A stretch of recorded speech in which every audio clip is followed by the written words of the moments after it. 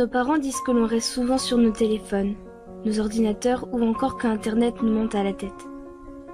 Mais savent-ils ce qui nous retient? Est-ce qu'ils savent que nous sommes pas accros à Internet mais à certaines personnes? Mes parents ne comprennent pas et ne savent pas ce que c'est qu'une amie à distance. Quand je parle à ma mère de mes amis virtuels, elle me dit « Il y a des milliers d'habitants ici et il faut que tu aies des amis à l'autre bout de la France ?» Eh bien oui, maman. Quand ils me voient sourire devant mon écran seul, ils doivent certainement me prendre pour une folle.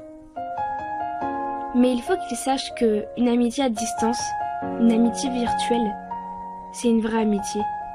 Une amitié certes remplie d'obstacles et de kilomètres, mais qui augmente de jour en jour.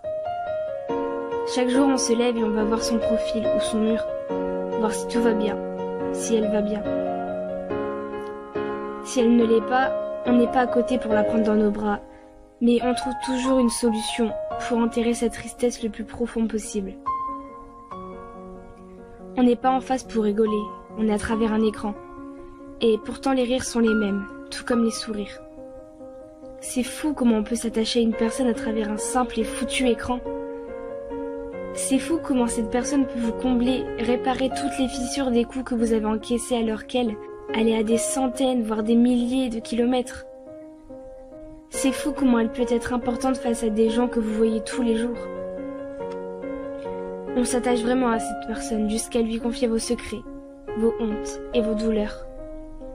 Vous lui parlez de votre vie et, sans être à côté de vous, connaît tout de votre être. Une amitié virtuelle, c'est... Waouh. Mais c'est aussi extraordinaire que destructif. Oui, imaginez juste votre meilleure amie ou votre très bonne pote qui habite juste à côté de chez vous. Celle qui vous connaît par cœur, celle qui connaît tout de vous. Celle pour qui vous vous battrez à vie.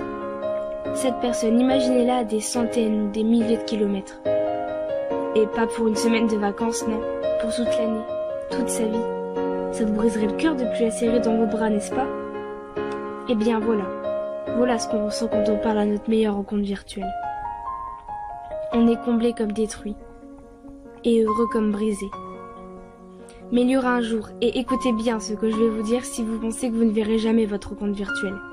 Il y aura obligatoirement ce jour où l'écran ne sera que passé. Il y aura ce jour où vous prendrez le train, l'avion, enfin peu importe. Mais vous irez voir cette personne qui vous illumine de l'intérieur.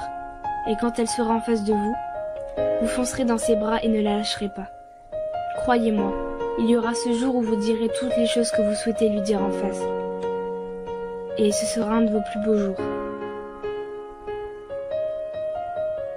L'amitié virtuelle, elle n'est pas que virtuelle, croyez-moi.